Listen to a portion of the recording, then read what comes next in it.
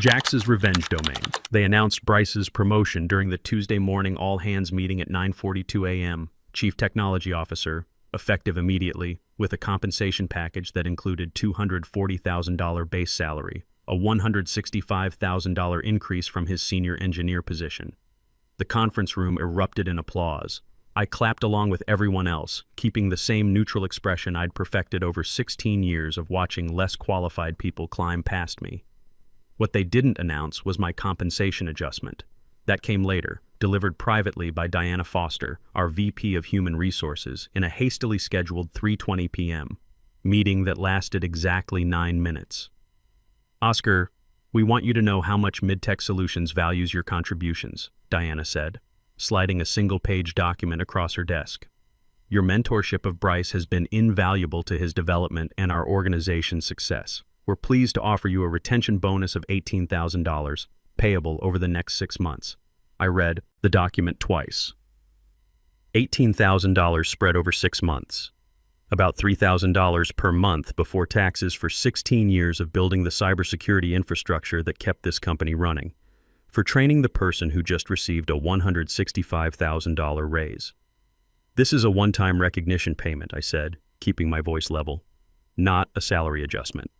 "That's correct. We feel this appropriately recognizes your mentorship contributions while maintaining our compensation structure integrity." I signed the acknowledgement form. Diana seemed pleased that I hadn't argued. She had no way of knowing that I'd stopped arguing with Midtech Solutions about 6 months ago when I realized that technical expertise and institutional loyalty were liabilities in their promotion calculus, not assets. My name is Oscar Reynolds. I'm 48 years old, spent 6 years in the Navy working on network security systems, and I just watched the junior engineer I trained from day one leapfrog me into the CTO position while I received what amounts to a monthly tip for 16 years of work. Before I explain what happened next, let me tell you exactly what those 16 years looked like and why this moment was 16 years in the making. I joined Midtech Solutions in March 2008 as a senior systems engineer, specializing in enterprise cybersecurity and network architecture. The company was mid-sized then, about 220 employees, focused on providing IT solutions to regional businesses and government contractors. My Navy background gave me security clearance that opened doors to federal contracts most civilian tech companies couldn't touch. My role involved designing security frameworks that protected client data and prevented the kind of cyber attacks that were becoming more sophisticated every year. The government work paid well. Agencies needed people who understood both the technical requirements and the compliance standards that came with handling classified information. Bryce Martinez joined in July 2008 as a summer intern. Fresh from college with a computer science degree and zero real-world experience in cybersecurity, he was 23 years old, enthusiastic, and completely overwhelmed by the technical requirements of enterprise security. His first day, he asked me what a firewall actually did beyond blocking bad stuff. His first assignment was helping me with a network security audit for a $450,000 Department of Defense contract. I spent 8 weeks teaching him the fundamentals, how firewalls actually work, how to identify vulnerabilities in legacy systems, how to build incident response protocols that would hold up under federal auditing. He struggled initially, confusing basic networking concepts and making configuration errors that could have compromised client security if anyone else had been reviewing his work. I covered for him, corrected his mistakes before they reached production systems, walked him through every security protocol until he understood not just what to do, but why we did it that way. Spent evenings after regular work hours explaining cybersecurity concepts that should have been prerequisites for the position. You have to understand, this wasn't just casual mentoring. I had 2 kids, Sarah was 14, Michael was 11, and my wife Carol was working part-time as a school administrator while taking night classes for her master's degree. My evenings were supposed to be for family dinner, homework help, soccer practice. Instead, I was at the office until 8 p.m. most nights, teaching Bryce how to read network logs and configure intrusion detection systems. Carol never complained, but I could see the strain. "Why don't they hire someone who already knows this stuff?" she'd ask when I'd come home late again. Good question. Because it was cheaper to hire a kid at $45,000 and let me train him than to hire an experienced security engineer at $85,000. By month 6, Bryce was functional. By year 2, he was competent. By year 4, He was genuinely good at the technical work. I had essentially provided him with a graduate-level education in enterprise cybersecurity while maintaining my own client responsibilities, project deadlines, and trying to be present for my kids' high school years. During those 16 years, I trained Bryce on 89 distinct client engagements. I taught him how to build security architectures that MidTech eventually sold as proprietary solutions to clients. I brought him into strategy meetings with government procurement officers and coached him on how to explain technical security requirements to non-technical decision-makers. I introduced him to industry contacts who became his professional network. The irony wasn't lost on me. While I was teaching Bryce everything about cybersecurity, Sarah and Michael were growing up. Sarah graduated high school in 2012. I missed her senior award ceremony because I was in Washington, D.C. with Bryce, presenting a security framework to the Department of Homeland Security. Michael made varsity baseball his junior year. I missed half his games because of emergency client calls that Bryce couldn't handle alone.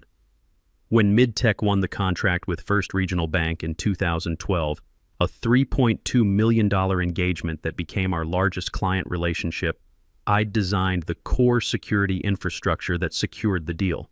Bryce had assisted, but the foundational architecture was mine.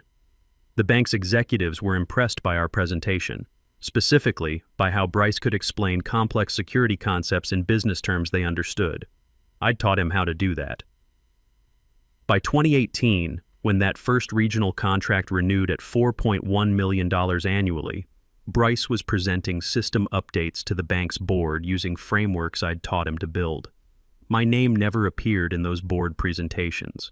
It showed up in project documentation, buried in technical appendices as senior systems engineer, infrastructure development. Bryce's name was on the presentation slides as lead security architect. Strategic implementation. The pattern was consistent across every major client. I built the intellectual property. Bryce delivered it to clients with the confidence and polish I'd coached him to develop. Executives saw Bryce in client meetings, noticed his presentation skills, assumed he was the primary architect of our security solutions. This wasn't happening by accident. Perry Coleman, our CEO, had made it clear during company meetings that MidTech was evolving from a technical services provider to a strategic consulting firm. We need people who can speak the language of business leadership, he'd say. Technical expertise is table stakes. What differentiates us is our ability to translate complex solutions into business value. Translation. Being good at cybersecurity wasn't enough anymore. You had to be good at selling cybersecurity to people who didn't understand it. Bryce was naturally good at that. He had an easy way with executives, could explain technical concepts without making people feel stupid, and had the kind of polished presentation style that impressed boardrooms. I, on the other hand, had spent my career getting really good at the technical work itself. By 2020, MidTech had grown to 380 employees. Bryce had been promoted to senior systems architect, essentially lateral to my position despite having 8 years less experience. His salary had increased to $118,000. Mine was $124,000, a $6,000 difference for someone with nearly a decade more expertise and responsibility for every major client security implementation. More importantly, I was starting to see the financial pressure that comes with having teenagers. Sarah had started her sophomore year at Virginia Tech, $28,000 per year for tuition, room, and board. Michael was a junior in high school, already talking about engineering programs that would cost just as much. Carol had finished her master's degree and was working full-time as an assistant principal. But even with both our salaries, we were looking at $56,000 per year in college costs for the next 6 years. My father had also started showing signs of dementia. Nothing dramatic yet, but forgetting appointments, getting confused about dates, asking the same questions multiple times during phone calls.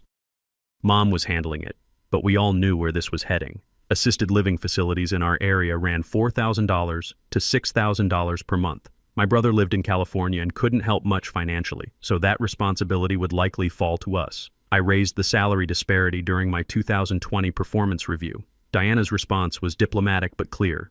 Oscar, you're incredibly valuable as a technical specialist, but Bryce has demonstrated client-facing skills and strategic vision that align with our growth trajectory. We need different types of talent for different roles, different types of talent for different compensation levels, I said. The market determines compensation, Oscar. Bryce's skill set is in high demand right now, the skill set I taught him, which speaks to your value as a mentor and technical leader. That's why we're discussing a possible promotion to principal engineer next year, with expanded responsibilities for developing our junior talent.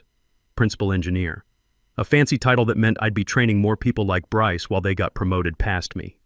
I thanked Diana for her time and left the meeting. I stopped pushing for promotions after that conversation. Instead, I focused on documenting everything.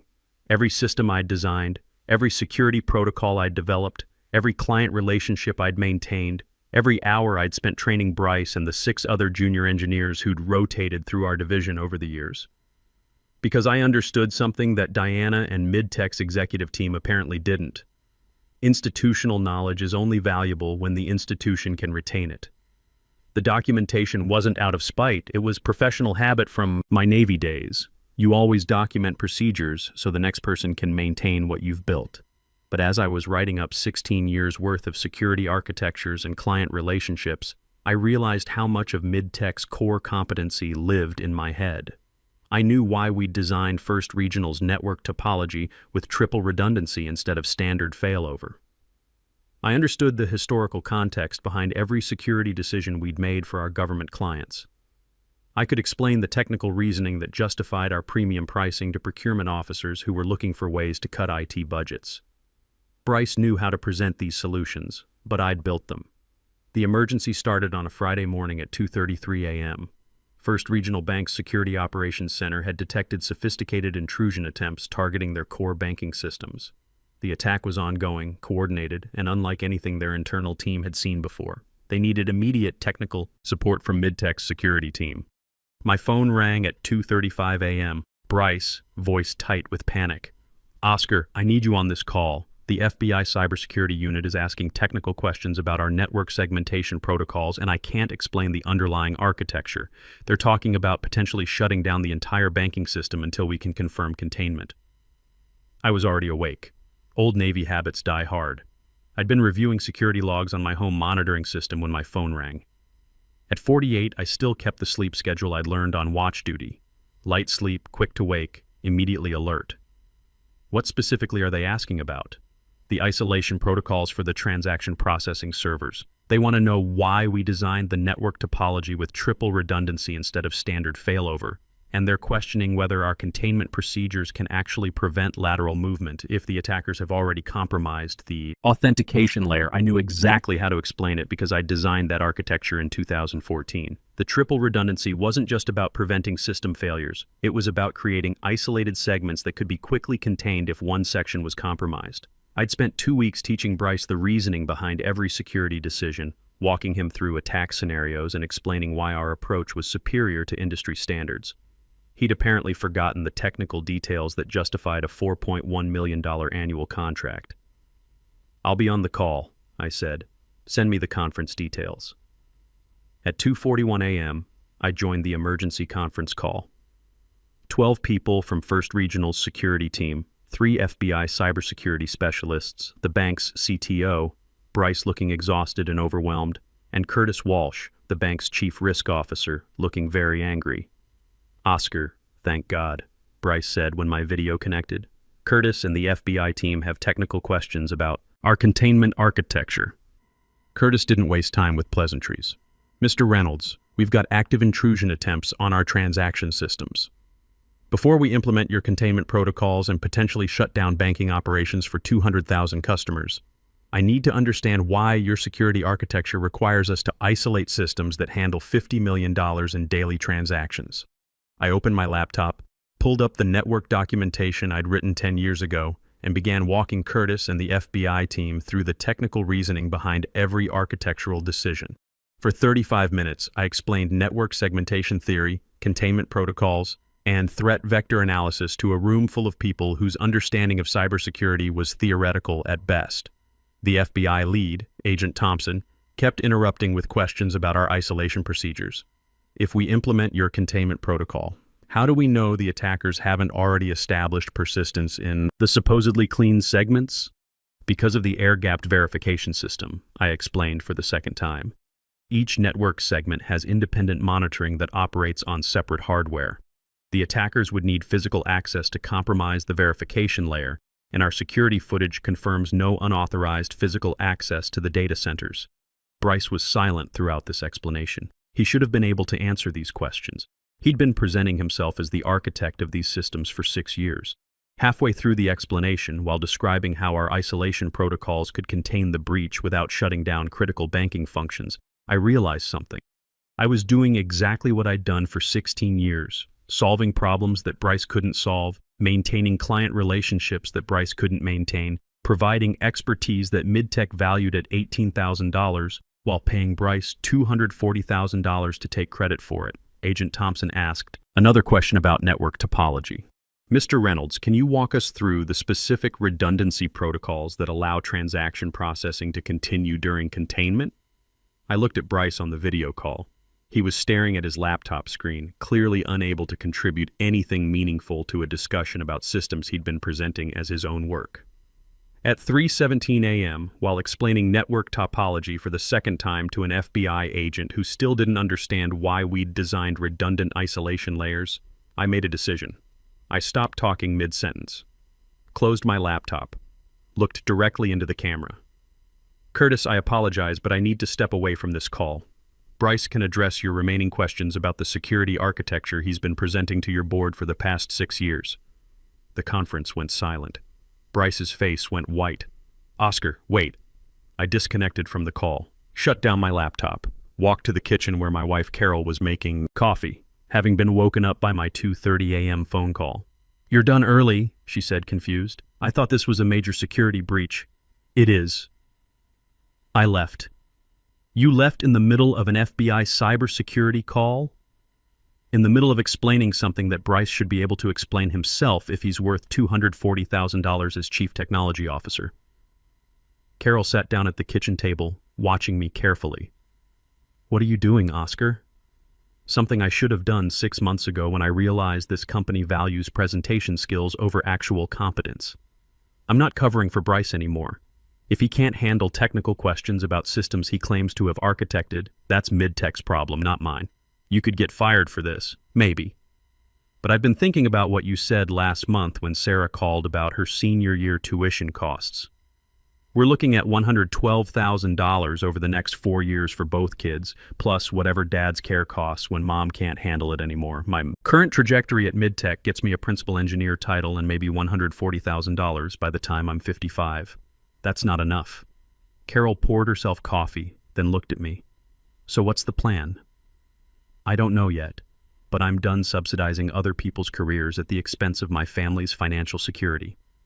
At 3:45 a.m., my phone started ringing. Bryce. I declined the call.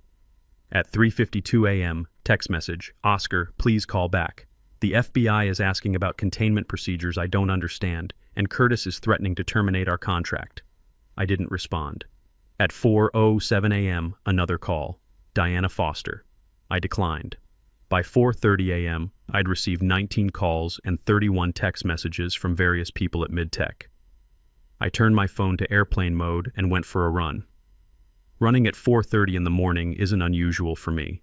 Old Navy habit, PT at 0500, shower, breakfast, ready for the day by 0630. Carol used to joke that I was the only civilian she knew who got up earlier than her father, who'd been a Marine drill instructor. As I ran my usual 5-mile route through our neighborhood, I thought about the conversation I'd just walked away from. Without me on that call, Bryce had no technical expertise to offer First Regional or the FBI. He could present security solutions I'd built, but he couldn't troubleshoot them under pressure. Let me explain what was happening at Midtech while I was running. Bryce couldn't answer the FBI's technical questions. He tried to schedule a follow-up call, promised detailed written responses. Curtis Walsh wasn't accepting delays. They had an active security breach affecting 200,000 bank customers and needed immediate answers about containment procedures. Without me on the call, Bryce had no answers. He tried to explain the network segmentation protocols and got the technical reasoning wrong. He attempted to describe the containment procedures and contradicted the documentation I'd written. Agent Thompson asked about the air-gapped verification systems. Bryce didn't know what that meant. Curtis asked about the redundancy protocols. Bryce couldn't explain why we'd designed them differently from industry standards. By 4:15 a.m., Curtis had ended the call and emailed Midtech's CEO, Perry Coleman, formally notifying him that First Regional was suspending the security contract pending a comprehensive review of Midtech's technical capabilities. Suspending a $4.1 million annual contract gets CEO attention very quickly. By 5:30 a.m., Perry had called an emergency executive meeting with Diana Foster and Dale Murphy, our COO. By 6:15 a.m., they'd determined they needed me on a call with First Regional and the FBI to salvage the relationship. By 6:23 a.m., Diana was calling me again. I was back from my run by then, drinking coffee in my kitchen, phone still in airplane mode. Carol was getting ready for work, watching me with a mixture of concern and curiosity. "You're really doing this. I'm really doing this." They can't have it both ways. Either I'm valuable enough to compensate appropriately and promote based on my actual contributions, or I'm just a technical specialist they can reward with an $18,000 tip while promoting the person I trained into a CTO position. They chose the latter.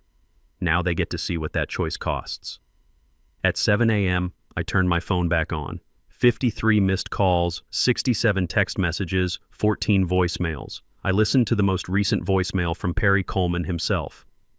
"Oscar, this is Perry. I understand you had to step away from the security call this morning. I need you to call me immediately. We have a situation that requires your expertise, and I want to discuss how we can resolve this together. Please call me as soon as you get this message." I deleted the voicemail. Didn't call back. At 8:15 a.m., someone knocked on my front door. Diana Foster, standing on my porch in business attire, looking stressed. I opened the door but didn't invite her inside. "Diana, Oscar, we need to talk. Can I come in? I'd prefer to keep this conversation brief. What do you need?" "Perry needs you to join a call with Curtis Walsh and the FBI team at 11 a.m. today. First Regional is threatening to terminate the contract unless we can provide satisfactory technical support. That's unfortunate. Bryce is the Chief Technology Officer. Surely he should be capable of providing technical support for systems he's been presenting to First Regional for 6 years. Oscar, we both know you designed those systems. You have the technical expertise we need on this call. Then perhaps Midtech should have considered that before promoting Bryce to CTO and offering me an $18,000 retention bonus." Diana's expression hardened. "This isn't about your compensation. This is about a $4.1 million client relationship." "No, Diana. This is exactly about my compensation. It's about Midtech deciding that 16 years of building the cybersecurity infrastructure that generates $4.1 million in annual revenue is worth $18,000, while the person who learned everything from me gets $240,000 to present my work. You made that decision. Now you get to live with the consequences. Are you refusing to participate in client calls? I'm simply unavailable for the 11 a.m. call. I have personal matters to attend to. If Midtech needs technical expertise to maintain the First Regional relationship, I suggest consulting your Chief Technology Officer. That's why you're paying him $240,000, isn't it?" I closed the door before she could respond. The 11 a.m. call happened without me. I know because Perry sent me an email at 11:47 a.m. describing it as a difficult conversation that would have benefited from your technical input. Translation: it was a disaster. First Regional terminated their contract at 2:30 p.m. that afternoon. $4.1 million in annual revenue gone. By Monday morning, I had contacted 8 former colleagues who'd left Midtech for cybersecurity firms over the past 5 years. I asked each of them the same question. Would their current employer be interested in someone with my background and expertise? 7 of them said yes immediately. The 8th said his firm wasn't currently hiring senior engineers, but would create a position if I was interested. By Wednesday, I had 3 formal interview requests and 2 preliminary compensation discussions starting above $150,000 base salary with performance bonuses that could add another $40,000 annually. Here's what I learned during those interviews. The cybersecurity industry was desperate for people with my combination of government security clearance, technical depth, and 16 years of hands-on experience with enterprise systems. Every conversation started the same way. We heard what happened at Midtech. We need someone who can actually build secure systems, not just talk about them. I accepted an offer from Hexagon Security Partners the following Friday, $165,000 base salary, performance bonus structure capped at 35% of base, full benefits, and a $22,000 signing bonus. More importantly, their CEO, Joy Parker, had personally told me during my interview, "We're hiring you because we need someone who can build institutional knowledge, not just present it. If you can do what you did at MidTech for us, you'll be running this division within 3 years." My last day at MidTech was the following Monday. Perry Coleman asked to speak with me privately before I left. "Oscar, I want you to know that we recognize we made some mistakes in how we handled your career development. If you're willing to reconsider, we're prepared to offer you a significantly improved compensation package." What kind of package? Vice President of Technical Operations, $185,000 base, plus equity participation. You'd oversee all technical implementations and have direct report relationships with our senior engineers. I thought about it for exactly 3 seconds. $185,000 to clean up the problems created by promoting someone to CTO who can't do the job. Bryce has strong leadership qualities. He'd benefit from having someone with your technical expertise in a supporting role. Supporting role. After 16 years of building everything he presents as his own work. Perry shifted uncomfortably. "We value both technical excellence and strategic leadership, Oscar. Different people bring different strengths. You're right. And I'm taking my strengths somewhere that values them appropriately." I walked out of MidTech that afternoon and never looked back. Within 6 months, the consequences of my departure became clear. First Regional had moved their security contract to Hexagon Security Partners. I didn't pitch them. Curtis Walsh called me directly at my new firm and asked if we could provide the same level of technical expertise I'd previously delivered at MidTech. We could, and did, for $4.8 million annually. $700,000 more than MidTech had been charging them. Over the next 18 months, 4 other major MidTech clients followed the same pattern. Technical questions that Bryce couldn't answer, security incidents he couldn't diagnose, compliance audits he couldn't pass without the institutional knowledge I'd taken with me. MidTech's cybersecurity revenue dropped by $8.7 million in the first year after I left. They hired 4 new senior engineers to try to rebuild their technical capabilities, but you can't recreate 16 years of institutional knowledge overnight. Meanwhile, at Hexagon, I was thriving. Within 12 months, I'd been promoted to Senior Director of Cybersecurity Solutions with a salary of $195,000. 18 months after that, I became Vice President of Technical Operations at $225,000 plus equity that was actually worth something. I also started a consulting practice on weekends, helping companies properly value and retain senior technical talent. The irony wasn't lost on me. Companies were paying me $50,000 to $75,000 per engagement to tell them why MidTech's approach to talent management destroys organizational value. Bryce lasted 14 months as CTO after I left. Without my technical support, his limitations became obvious to everyone. He was quietly demoted back to Senior Systems Engineer at $125,000, a $115,000 pay cut. He resigned 4 months later. Last I heard, he was working for a regional consulting firm doing basic network administration for $98,000. I don't take pleasure in Bryce's career difficulties. He was competent when he had proper guidance and support. His mistake wasn't accepting the promotion. It was allowing MidTech to promote him into a position that required expertise he didn't independently possess while simultaneously undervaluing the person who'd provided that expertise. But MidTech's mistake was more fundamental. They confused presentation skills with technical capabilities. They promoted charisma over competence. They valued the person who could sell the work more than the person who could build it. That mistake cost them $8.7 million in revenue, their largest client, significant market reputation, and the institutional knowledge that had taken 16 years to develop, all to save money on my compensation while rewarding someone who couldn't function without me. Today, my daughter Sarah is a senior at Virginia Tech, debt-free. My son Michael is starting his sophomore year at Georgia Tech, also debt-free. My father is in a good assisted living facility that we can afford without financial stress. Carol and I are on track for a comfortable retirement. Most importantly, I work for a company that understands the difference between building intellectual property and presenting it. At Hexagon, the people who create value get compensated for creating value. Sometimes the best revenge isn't making people regret what they did to you. It's making them regret what they lost when you stopped letting them do it. The audience has left, and the person who wrote the script is somewhere else, building something better, getting paid what they're actually worth. The most dangerous employee to undervalue isn't the one who complains loudly about compensation or threatens to quit.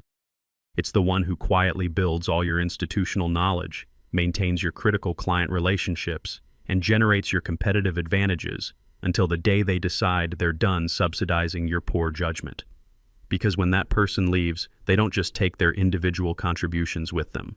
They take the foundational expertise that everyone else's performance depends on, and you don't realize how much you needed them until you're watching $4.1 million walk out the door during a 3:17 a.m. phone call.